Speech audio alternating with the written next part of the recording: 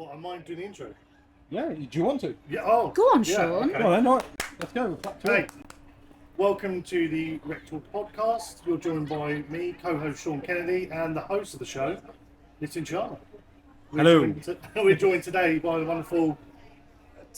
My thrown by the By your intros. name? I was just like, whoa, we're going straight into it. I thought Yeah. with an intro. I am Chris Woods, and I lead recruitment marketing at Mars, which means I get a lot of free chocolate. Yeah, that's why. Jeez. By the way, That's why I'm Chris here. just gave me a boatload of chocolate that Yeah. I've just put into my bag as well, by the way. I feel And- less will bad be about that now. Melted by the time that's not going to be edible by the time you get home. Well, melt the chocolate by the time it's home. It'd be better. Just get some strawberries in gonna it. be it. Don't worry about It'd just it. be a different shape. Yeah. And we're joined by the lovely... Alexandra Hunt. I am a senior recruiter for Highspot. Fantastic, guys. Thanks so much for joining us. So, I want to get into some topics around, obviously, TA. First off, Chris, I know you love it. I actually coined so many of your phrases. So, Stop charging. well, yeah, honestly, you should put a pat on them. Like, one of my favourite ones from you is the holiday needs to match the brochure. Can you tell people Love that. what that's about? Yes, that one for me is a funny one because in my world, recruitment marketing, employer brand, my job essentially is to tell people why they should join Mars. But I need to be honest because the world we live in, I mean, it shows there's how 4,000 people here today. 4,000 failed agency recruiters. Yeah. Everyone in it, There's, yeah. there's a lot of us here who are all trying to sell our company. Yeah. And even you go around today and there's like the vendors trying to sell, everyone's being sold to. You go online and it's like 700 million different posts in your face. It's like constantly slapping you in the face with adverts. I read a stat that you scroll, that your thumb does that, worth of 78 miles a year of scrolling, which is Obviously, I like reckon 3 I'll double marathons. that. Oh, yeah, easy. yeah. And that's Easy. like average person. So you get Yours landed does that a with- lot as well, doesn't it? Yeah. No, it does not, Nitin. You get My wife landed sees this, I with love you. so much stuff in your face Yeah. that if you, we've got to capture attention, Yeah. and that's insanely difficult in Yeah, today's because world you've got anyway. fractions of a second Well, to do that. yeah, seconds. now. my attention Not span 7 because of- seconds now, bro. Oh no, It's got to be less than that now, surely. it's like a second now. I would say it's like 0.7 seconds Yeah. to TikTok's capture.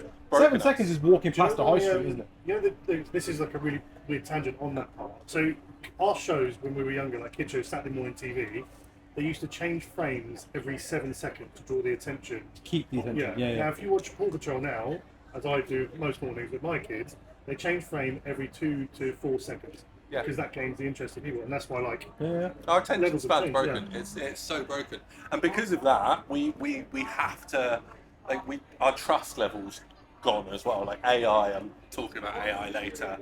So is everyone else here, I think. Like, pretty you'll much. talk later as well, aren't you? Yes, Yeah. yeah, 3:30. And if anyone goes on Sean's LinkedIn post, you'll also see my love of AI because I've got a new That's hobby, brilliant. which is just create AI pictures One of that me fighting the velociraptor. is slightly brilliant. insult him or call him out on something. Love that. Very fun, very fun. But our trust level has gone down. Yes. Our ability to seek out bullshit has skyrocketed, and our attention span is basically nil now. Yeah. And so if you're selling something, especially in the world of TA, and it's a job, what you sell has to match what you get. And in the world of employer brand, we tend to see a lot of organisations think that we have to be perfect. So I've got to sell Mars as being the perfect place to work, or I've got to sell somewhere as being absolutely perfect. It's not. Nowhere's perfect. It's So- miles away for starters. Well, exactly. Yeah, exactly. You've got to get like a spaceship different there planet, every right? day. It's just- Like, it's so tough. Like my commute is hours. I thought you worked from home though. Right? Well, yeah, sometimes you've got to go to the office every now and again. To get the free Obviously. chocolate. Yeah. So, like, I was... Do they pay the travel expense though, or not? This is not a tangent I expected, but, yeah, it's got a match, I told you I was hasn't going to do it. Yeah, I know, yeah. Like, to be fair, it wouldn't be anything if someone... I've actually been asked, when I've said where I work, once, someone's like, oh, the planet. I was like, yeah. Yeah. Well, they did Might as well be. Suites at one point, didn't they? Yes, yeah, very good as I'm well, a chocolate very good. connoisseur. Yeah. Should have worked at Mars, really. Yeah. He's got a green He's lanyard. got a did you green know? lanyard. See him angling for this. Me and Chris have had a conversation. Chris, you're great. I love Mars. Mars is great. Let me give me a job. That's my inbox. Yeah. That is it. Chris, Yeah. Chris, Oh, they that give away free Velociraptor chocolate. picture was hilarious. Are you hiring? Best thing I've ever seen. Have you? Yes, it's got a match, hasn't it? Yeah. And Yeah, so for me, yeah. it's I don't know whether I coined that phrase or I stole it off someone, but it's so long ago that I probably. Own it. Oh, it's mine. I made it. Yeah. ChatGPT definitely did. And it has to match because it's so easy to spot these things, and it's so easy now to we're sat next to Glassdoor. It's so that's easy why to I post like about these, it. these like, Alex, you were talking about these Vox Pop videos that you were doing around your people. Yeah. And you're telling these stories. But look, I don't want to tell what you've been doing, but can you tell us a little bit more about the Vox Pop style? Like, Yeah. So I joined Highspot just in January, and we had our, I suppose, annual kickoff was March. So I went along to that because it was just in London, and I said to the ABM marketer we've got in Europe, I was like, can I do some posts on LinkedIn? And she was like, because nobody seems to post on LinkedIn in Europe from Highspot very regularly. So I thought, I'll do it. And she actually said to me, why don't you do some of these Vox Pops? So I sent out a message like, who will speak on camera to me? And I'm used to it being like tumbleweeds. Complete Bob from the tumbleweeds. basement popped up. When you I'll be do on that, camera. I had like 12 people I'm not straight away. allowed. Be like, I'll do it. Yeah. So while we were at kickoff, I just found, honestly, just a quiet part in the Bluefin building where we were. And they had 3 different questions to choose from, which was like, why did you join? Why are you still here? And what makes the culture great? And everyone had their own thing to say. I didn't have to ask them to redo it because it was like textbook or I felt like it had come off a tin. Yeah. Exactly. It's a true reflection. Exactly. Like one of the ADRs who had a broken foot from skateboarding, skateboarded down the hallway and was like, well, where else could you skateboard around the office? And then was like, well, I'm joking, but yeah, everyone had their own thing to say. And that was really, really nice. And actually Breaks his ankle again. yeah, could you imagine? So, Not a HR issue. that's a viral video. Health and safety in the Camera. But yeah, it just allowed people to kind of speak up and talk about exactly why they're there, and it was all genuinely really natural, not scripted, really good fun. And what it's done is it's got a lot of those people thinking about, well, what can they do next? So two of them actually met a student for me yesterday who is on a work experience with, funnily enough, my old agency, and then I kind of saw a post from him. I was like, send him into Highspot, we'll talk to him about ADRs. But yeah, that was a really good opportunity, and they've actually been put on the DEIB page for Highspot, on our Highspot DEIB page.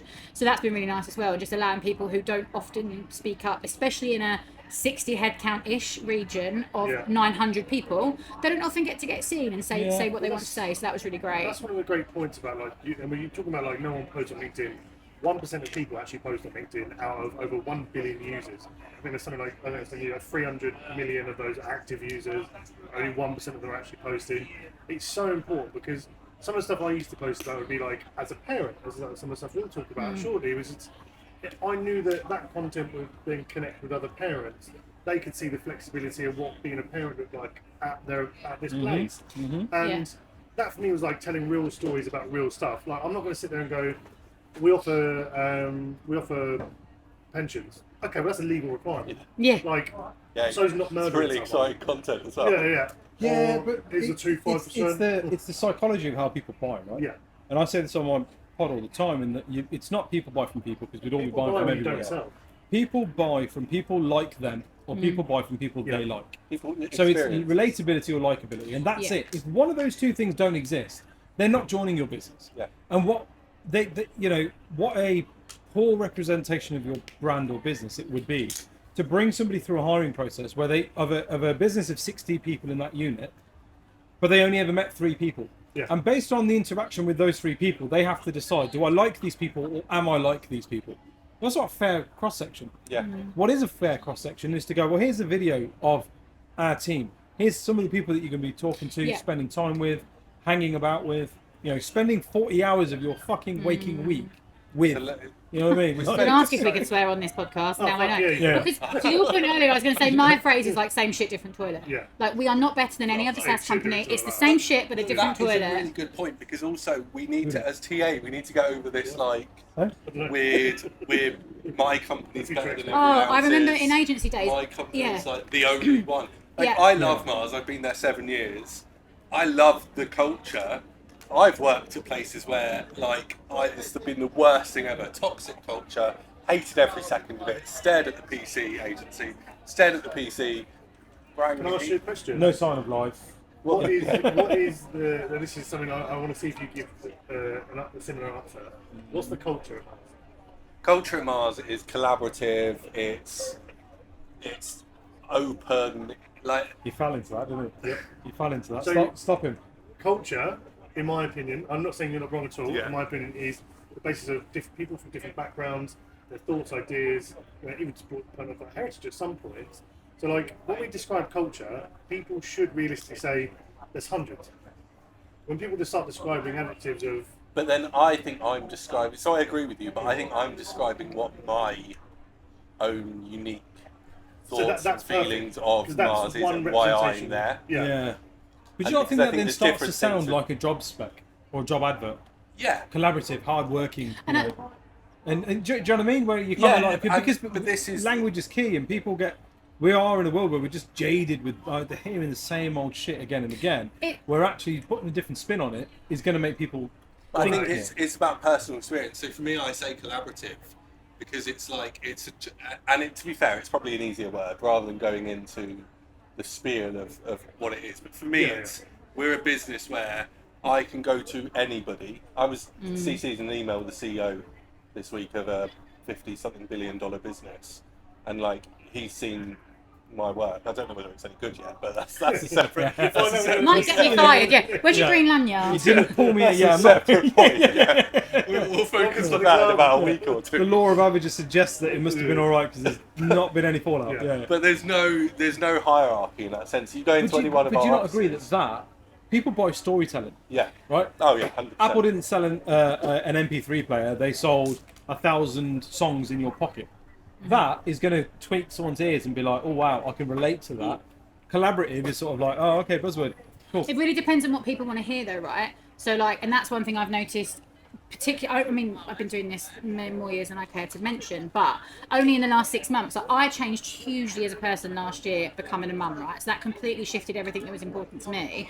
And I thought as a recruiter, I was better than that's the wrong word, but I thought I got that. I thought I got that different things are important to different people. And for me, it was a real light bulb when I had a baby and then lost my job to be like, what's important to me? So what I find really interesting about the whole what is culture is like, well, finding the right door to open for the right person to answer that question. So like I've had a couple of interview processes just at Highspot in the last 5.5 months that have been like, everyone's asking me about DEIB. And because I work with the VP, I can talk about it. But I had one candidate, and obviously I would never mention names, but I had one candidate who had essentially been bullied out of their workplace for their culturist and religious beliefs. For their culturist and religious beliefs. And I was like, obviously personally horrified by that because that's not nice. But at the same time, we were at kickoff and we had found like a room for people to break fasting at the end of the day because we happened to be doing kickoff at Ramadan and stuff like that. So I just think, that mattered to that person, whereas to me, when I interviewed, to your point earlier, Nitin, like who are you meeting, I met all parents of kids of different ages, and that just happened to be how it worked. But it gave me the vibe that this is like a parent-friendly company. And actually, so far, so good. Like, I missed an interview because my son was sick all over himself, and then obviously by proxy me. And I missed an interview. No kid me would have been like, nah, fuck you. Like, well, I don't know. I'd like to think I'd have been like, these things happen, but he was like, Alex, listen, fine.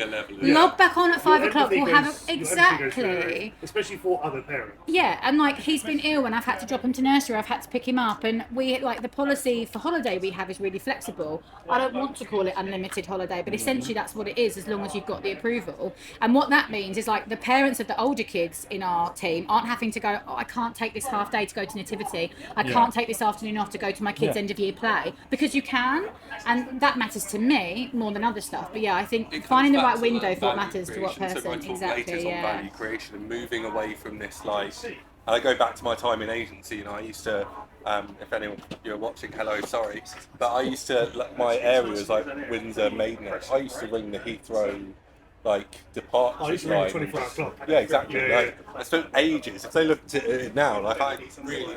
Do you reckon that's why we're internal now? Maybe, yeah. Maybe. That might be. Do you know, we've joked about that a couple of times. Let's touch on that though, because I've had this argument on my podcast with people. Like I've had investors who are now people who are now investors who previously grew and scaled their recruitment businesses, right? And we talk about TA, and they're like, well, there's failed agency recruiters, and that happens a lot. That gets spoke about a lot. You're not failed agency recruiters. You just didn't enjoy. But you didn't enjoy sales. right? I can tell you But what recruitment's not a sales job. Recruitment's a professional service. Business development isn't sales. It's human. So, Recruitment's human. right, the business development stuff that you guys are doing is stakeholder management with line managers, with candidate management, with employer branding, marketing. That is business development. You were good at almost all of that. The bit you didn't like was the sales part, but actually that sales part, certainly today, hasn't got a place in the recruitment industry, in the recruitment world. Because I can like bet my mortgage on the fact that if you got a cold call now from a number you didn't recognise, you ain't answering it. Oh, too right. And if you did happen to answer it because you're waiting on something, and they go, Alex, it's I'll be honest, this is a cold call. Can I have 30 seconds, or do you want me to like strangle my nan? You're going to be like, well, go and strangle your nan, mate. Like, I don't take cold calls, right? Whereas if I'm building out a relationship with you, I'm sending you stuff that you're going to find interesting. Hey, you're in recruitment marketing and employer branding. Here's some cool shit that we've seen our other clients doing. Exactly what We don't Sean's work trying to do, together. isn't it? Yeah, exactly. Right. That Velociraptor picture was hilarious. Yeah, hire me. And start building relationships. Here's some salary stuff. Hey, I noticed that you guys are doing this. We've noticed this in our industry. We specialise in this space. Here's some more information. Can I have 10 minutes on a call with you next week just to run through a couple of bits? And you pre-plan that call. That's a call you're going to make. You're not ringing the fucking 24-hour clock at that point, are you? Right? We're also seeing it more because AI is suddenly here that can do a lot of what an agency can do. Yeah. And so if you're that agency who goes, very bare Transactional. sit there and by the way, I can search Indeed for you, I can look at Read for you and all this. I'm just, no. Yeah, great. That's not So my if pain you're point. someone that give me and go, right, you're here, but I can give you here, and here, and I can save you the time, I can give you really high quality, but I can also give you insights into what's going on. For me, that's what I do a lot, even in my role. It's like, okay, so recruitment marketing, but here's also what's going on in the world of talent. Like, we're seeing more hiring in this space, we're seeing less in this. That's it. It's not transactional. If I'm working with Mondelez and they're doing some pretty cool shit within AI, and I'm trying to break into Mars, there's my BD call. Yeah. Not, hi, I can see you've hired the management accountant position, and we our biggest client is Mondelez. That's so what? I don't give a fuck about that. But if I come up and go, listen, one of our biggest clients is these guys. They're doing some pretty cool shit in this space. What are you guys doing in that space at the moment? In fact, I've got a really tight relationship with their marketing director, and he or she are happy to jump on a call with people in that space to like throw ideas around and stuff like that. We're facilitating this little round table or a coffee get together. Do you want to come along? Yeah. Yeah, that sounds interesting. Yeah, cool. I'll do that. Yeah. And again, feeds into this whole, we just want to, we're all here because we want to know what's happening in TA. Yeah. There's this weird thing still sometimes in businesses. I don't know whether you get it or you, Sean, but I did. well, yeah. Listen, we know. Awkward. Goodbye, little way. Yeah, as you can. I'm milking it now, and I. But where this thing of, but why would you say that? They're like a competitor. Yeah, but we're not all unique anymore. Like the world, and it's also really easy to find stuff out because of AI and a million other things. Information's so much know easily what's accessible going now. on, and you know what's going on from people. It comes back to trust again. And look, the world of employment is an incredibly small place. You might be competitors today, but you'll be teammates tomorrow. Yeah. Right? Accept that. That's just creepy. That's just I caught that in the corner of my eye. It was He's really angling for this. verging on scary. I actually said, funny enough, I don't know how to get a restraining order. I'm gonna look into it. It's probably the best. You know what it is? Right, you're feeding this. Stop engaging. Just ignore it. Stop engaging. But in total honesty, I remember, You agreed to do this, and you knew what this would be. No, in total honesty, I turned around to Chris, I turned around to you on the HR podcast. We spoke about companies having like a good rep on the market. Yeah. And what's the company that said they had a good rep? Mars. You did. Because And I said, are you angling for a job there? I do, yeah. That's it. But like, I like Very that. redundant. I know it's coming. Oh, I it's have. It's got to be coming. You have not seen. I'm on the clock all the time. What are you calling candidates? Yeah. Yeah. Do you know it's 1 minute past 1? That's some information for you all. Yeah. BA 173's been delayed. This guy had a really good perception of what flights were going in and out. It's like, oh, guys, your flight on holiday next week is going to be delayed. Like, today's one's a little bit delayed. Yeah. Okay, Chris. It's like, Yeah. You still trying to break into Heathrow? Yeah. Forgotten about Barcelona flight being cancelled. Really struggling to find out who that hiring manager is, though. But, So, working mom. yes. Tell me about that. And I'll caveat this with, I am like self-proclaimed, but absolutely super dad, right? My wife is a career person. She's an assistant head teacher. Her job is very demanding. And I've intentionally built what I do for a living around my kids. So kids break up from school in July. Guess who's not working all of July and the rest of July and all of August? Love that. Right? I ain't going back until kids are back in school. Yeah. And my girls are like, Daddy, when we're at school, that's when you go to work. And then when we're out of school, you're not going to work, right? Yeah, cool. That's it. I'll do all the bath time, bedtimes, dinners. That's me. So I get it from that, but there is still a lot of pressure on women in that you want a career and you shouldn't have to put that career on hold. Yeah. Because you also want to be a mom, right? Yeah. How was the working world now Yeah, compared to so what it would have been? It's so funny, like I have a conversation with my mum because she had all three of us before she was my age, let alone like just starting. I'm not ashamed to say I was 36 when I had Finn, so I'm 38 this year, and that's quite late. I know a lot of my friends have purposely put off having families. I just didn't meet my person until late, so it's a different story. But yeah, I mean, for me, it's like the start bit was obviously I was on mat leave and then I couldn't go back to my job and all that became quite difficult. But I've talked about it before to peers and on LinkedIn and stuff. Like my husband works for an organisation where he got 6 months paternity leave paid, so he did full pay for 6 months. Yeah, so he did. If there was another reason to work for Mars, there it is. But he did. It's creepy as hell. So you've got to really want to come here if you're going to sneak in like it's left. So he did 2 weeks, 2 months. So 2 weeks stat, 2 months full. Then he went back and then he did 4 months off. So for me, I was looking for a job in that last 4 months. And like I say, it was really important to me looking for a job that seemed to advocate for working parents. So everywhere I interviewed that didn't, I wasn't interested in them regardless. What gave you the insight that they were advocating? Talking to people, I sort of trying to seek out some people that I knew that had either worked there, had them as clients, done business with them, or were still there. So I interviewed with a company who I didn't end up working for, who one of their HR director, I believe she is an old candidate of mine from my agency days. I didn't get that job, but they're so parent friendly that when a friend of mine was also looking to go back to work after mat leave, I sent her to them. She's working there now. But for me, it was She was better.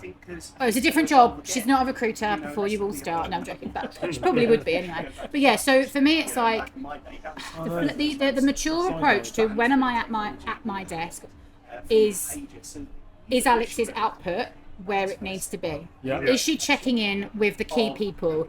Does the GM of Europe know what's on her plate? Does the director of recruiting, who I don't report to, I report to a UK HR director, does he know what's going on? Does the VP of DE and I know what I'm doing? Because we check. Absolutely. If all is her candidate, or are her candidates having a good time? Do the line managers know where everything is? Are the candidates kept in touch with? If I'm hitting all of that, which I think I am, then no one worries. No, I know. I'm like blue. Does it matter? Does it matter? So, like, I'd say to people, if you can do your job in 4 days, not 5, great. Yeah, so I'm not sure Highspot would go that far, right? I love that, but it's that mentality. Yeah, move, so it's like it's not necessary 4 days, not 5. But if you've done it, you want to finish it. So I tried to measure based on based on your that. point exactly. I don't go. I love my job, but I don't like. It's not my purpose in life. Yeah, and I don't know what it is. The chocolate is. But to the point where, like, when I was onboarding the first few weeks, people have got open blocks in their diary, which is nursery run, kids bedtime, and stuff like that. And that I've done. So once a week I take a call at 9, and otherwise I do not take calls before 9:30, because if I can't get Finn into nursery early enough, or something goes wrong that morning and I've got to can my in-laws have him, then I've got that buffer of 30 minutes. Then our hours are till 6 o'clock, which is not great, but I can be on and off my laptop and to and from my desk between say 4:30 and 6 if my in-laws, who we live next door to, pick him up. And then he's in and about, and I might have to do might have to make his tea and then jump back on. And so for me, that flexibility of it's not where is Alex, it's is her diary up to date, just so we know, and is her output where I want it. But to also, like, to your point about being super dad, like I cannot fathom how difficult it would be to do this on my own, because I'm really lucky that my husband goes into the office a couple of days a week, but when he's at home working, he and I chip in and dip in and out with each other, and that's really, really useful as well. So yeah, I mean, we're not at summer holiday territory yet, at 18 months old, but I think that flexibility, the mature approach to work, and the trust is undeniably critical when you're a working parent, You for don't sure. understand it until you have kids. I mean, I never understood that before having my first kid. I'd be like, I don't get why people are like I know. looking at all these things. I'm like, I know. I don't get it. My godson's 9, and I spend a lot. His mum is my best friend, and I still didn't get it the last decade. It's nuts. But Do then you think the world is changing? Because I don't have it. Well, I have a sausage dog, so Same thing. arguably I was it's going to say, you still have Very what neat. is like a son. It's to probably, you. Yeah, it's it's very probably about needed. as useless as an But 18-month-old in that sense, right? It can't do anything for itself. But I do, and I don't know whether it's just like again the people we talk to, and Yeah. like you said about we seek people with opinions like ours, and, Yeah. and that kind of stuff. But do you think the world is getting a little bit more friendly towards that? I don't think it's a case that the world's moving to being more friendly. I think it's people have had enough. Yeah, I think there was this millennial awakening of, and I talk from experience with this. I went through this. I did all the right things. Went to uni. I got the good job. Got the nice car. Got the nice house. Got married. Had the kids. And still sat there and was like, what the fuck am I doing? I'm so unhappy. This is shit. This is shit, right? Exactly. But we followed in the footsteps of the elders, right? And the ones that told us, do these things and you'll be fucking you'll be great. rewarded, And the yeah. generations after us are even worse off, because they're like, well, at least you got to buy the house and buy the car. We can't even do that. Like, you know, what we're doing, this is stupid.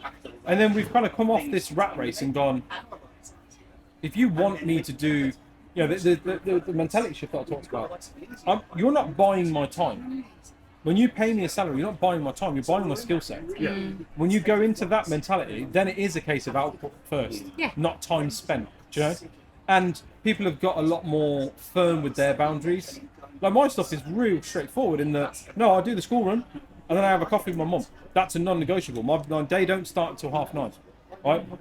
She's a widow. She's like, well, that's it. But people are like, oh, can we jump on a call at 9? No. Oh, but I can't do it any other day. Well, we can't do it then. Respecting your boundaries, like, that's a huge thing. And there's someone whose podcast I listen to. It's called, like, Where Did I Go? And it's about where do you go when you become a mum? Like, who am I? And that's one of the things that one of her episodes is about. It was about setting boundaries so that you can protect your time. And I'm not disrespecting my company or my candidates by setting boundaries. And I sent you a message, didn't I? I sent Sean a message. Am I going to get cancelled for posting this post?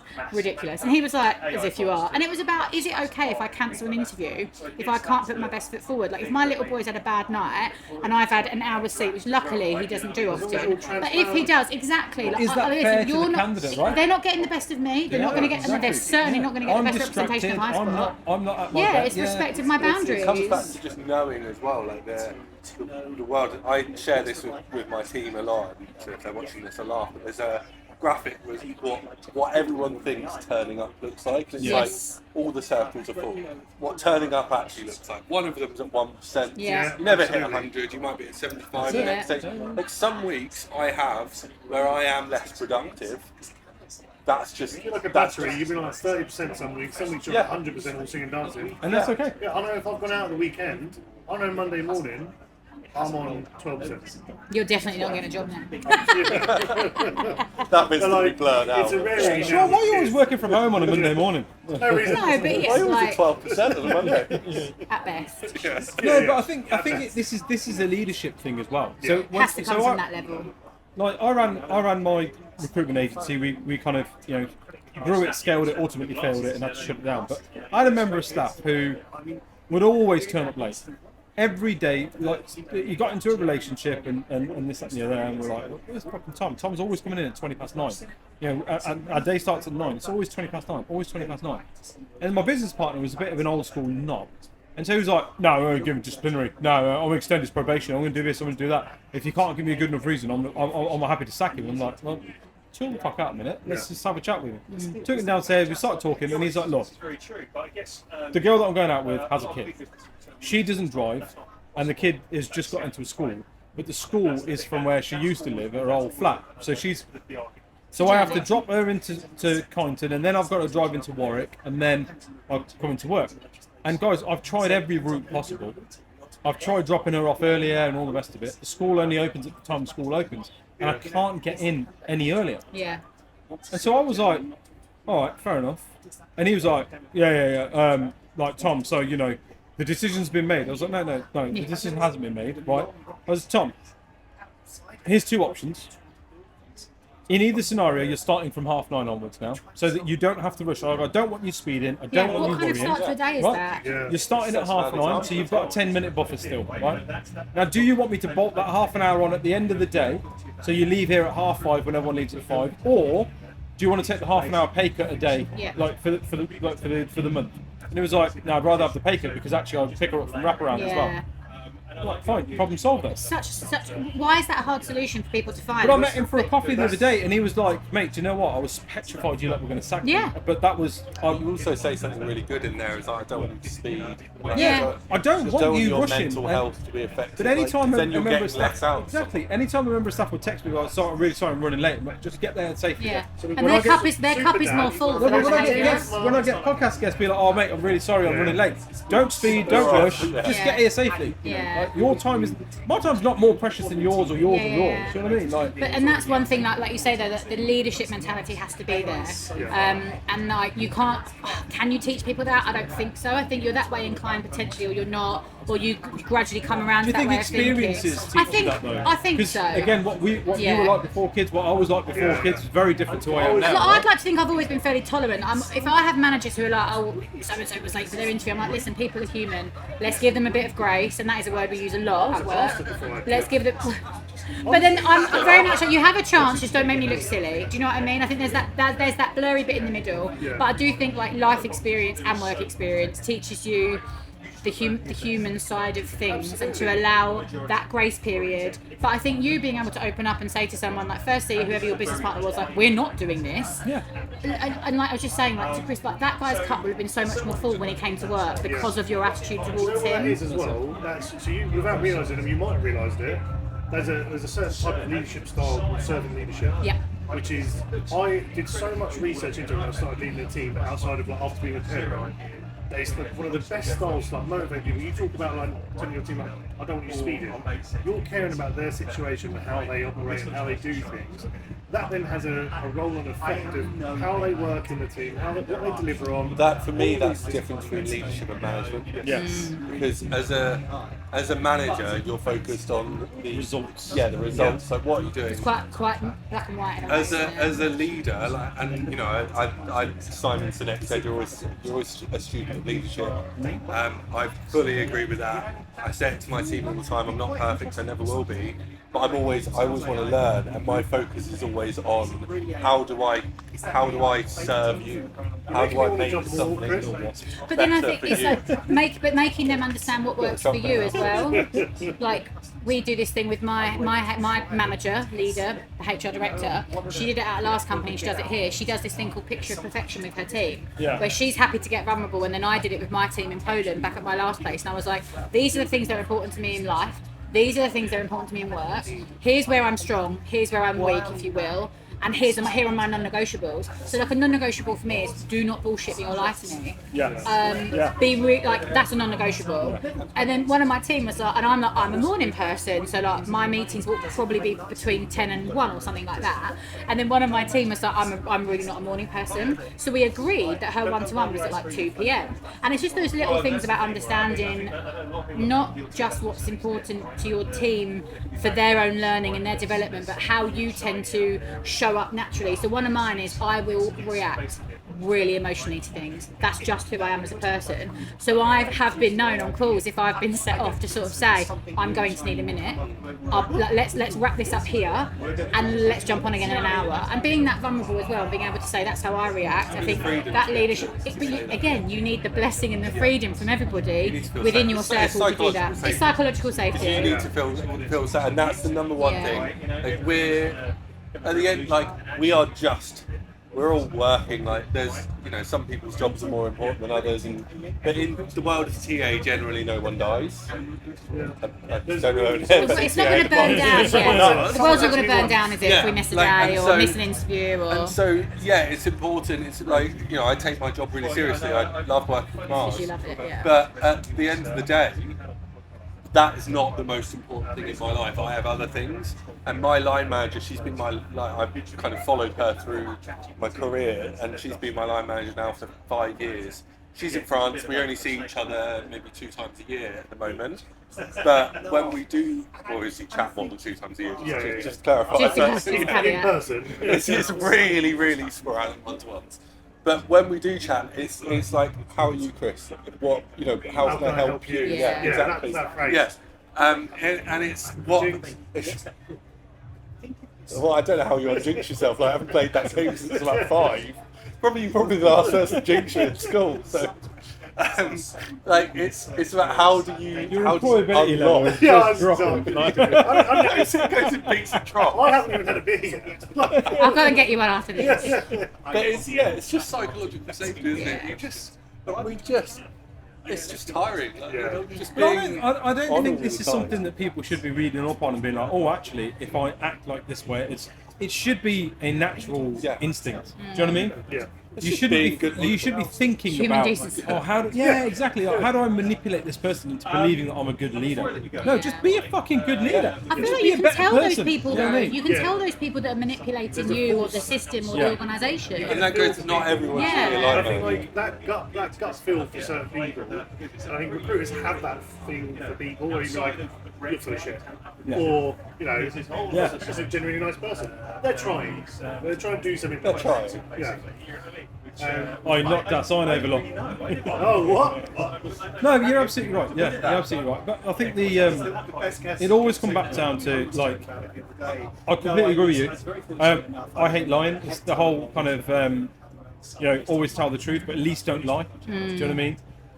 But if you have these like moral compasses about yourself, then you build a team of people, and you build a business, and you build a culture of people who are like-minded, and you will find a tribe. Do you know what I mean? There's somewhere for everybody to work, because there are sharky, snake oilsy type of people. Well, this is what I'm saying. Do you know I've what? worked. They need to go and work in places where that's encouraged and that. I've worked in places where I've hated. Yeah. And there are people that Mars isn't for everyone. Yeah, And just there because are- you don't like it doesn't. Yeah. Exactly. Yeah. Then, like, obviously it works. It's a business. I think there are ones that are more toxic and they attract more toxic people. We see them in the news, so I won't name any of them. Dickheads But hire dickheads. yeah, And that's like the golden rule. like- it's Jim Shark's thing and they have on the wall, don't be a dickhead. Yeah, I love that. Yeah, no, but you come back down to the thing I said, right? Yeah. People buy from people like them, or people buy from people they like. That's it. so. And so if you're a dickhead, you're going to hire dickheads, because that's the kind of people that you're naturally more akin to be like. And so if you're sat in an interview and you're meeting with people in the business, and you're like, I'm not telling these people. Take that on board, because actually the reality is that we've all had shit jobs. We've all joined businesses that weren't right for us. Oh God, Right. yeah. We've all got that blip on our CV. Like, I knew from the end of my first day at one of mine, I was like, this is not my home. What happened? And I felt so embarrassed as a recruiter to have had the wool pulled over my eyes. And it was at the end of day one, I remember ringing my mum like, I can't stay here. I can't. And then I was at my next place for 6 years. Like, yeah. But even that like day It's one. not Highspot, just to be clear. Even that day one isn't. It's not representative, Yeah, but it's it's representative just- of enough bad stuff, I think. But like, And it's difficult. some things core are bad, values, some things are just. These are not core lining up. values. These are just not lining up. Yeah. I don't know. I can't. This isn't me. I can't do this. Doesn't mean it doesn't. There are some bad places. It doesn't always mean it's bad. Yeah. It just means that your Not values. finished. Oh, other people are still there that were there when I was there, and this was 7 years ago now. Exactly, and I think and that's the difference, isn't it? No, I love that. Closing thoughts, guys. Hit us with some. Go on, give us one of your patented. Oh God, I don't know. Well, to be fair, I think my closing thought on this just goes to show, and I'll tie it back to my point at the beginning around AIs coming into the world. I truly believe we don't even know what the world will look like in 10 years' time. PA will be vastly different. The roles that AI will create, we just can't imagine right now. The attention spans, the attention span. That was a joke around attention span. I get it. That was good. Yeah. What did you say? You're not selling yourself here. And genuinely forgot the last point. But the authenticity around the world, I think it just comes into this whole like just be yourself in TA, be comfortable in being yourself and allow others to be themselves, give people psychological safety. The world is a little bit, and 2020s have thrown a fair bit at us. I think we're probably going to see a fair bit more. Yeah, and just be yourself and enjoy it, and just give people the space they need and focus on the work they're doing and the people they are, not always just the outputs and like what you need, because sometimes it's bigger picture thinking. And I think the authenticity thing for me as well. Like I remember when I thinking about it again from the working mum vision, which is kind of where I'm at now in my life. Obviously, like I joined Highspot, like I am going to be me. I'm going to be flawed from time to time, but I'm also going to be unashamedly honest about what's going on. And I think that authenticity and showing up as who I actually am, not who I think everyone wants me to be, both at Highspot at work and on my LinkedIn, for example, that's brought me so many nice connections, like my new pal Sean over there. And that I just think being myself has been, not transformative is the wrong word, but like freeing. You have more energy to Exactly. be yourself. I'm better for it at the end of the day as well. Isn't it phenomenal how much bringing a life into the world just changes your perspective on like how much shit you're willing to deal with from other people. Literally, And how, in general, do you know what I mean? Like, listen, I have been like incredibly vulnerable, and I'm now at this point where I'm like, I've got to lead by example. I've got this little thing that I'm trying to raise into a. If I'm not happy, he will feed off of that. Yeah, absolutely. Yeah, and even at 18 months, even as a baby, right? Yeah. I think So go and have kids. Yeah. That's the secret. You want to be a more open, mate. Or become a dog parent. Yeah, no, By the way, there is value in both. Barney is cute. Barney, he's a nightmare, but he's cute. So. They're all that. Go and have kids. You heard it here first, folks. If you want to be more empathetic, go shagging. Go shagging. I love that bombshell. Guys, thank you so much for joining us. Enjoy the rest of RecFest. Can you get a good selfie of us, Sean? Yes, Send it to me and then I'm going to put it on my LinkedIn. Yeah, Also, I'll is do this that. still recording? Yeah. I've got a favour to ask me in a minute, Sean. I'll do it off camera. It's not weird, by the way. Anytime someone says it's not weird, it's weird. No, I said something on this that I shouldn't have.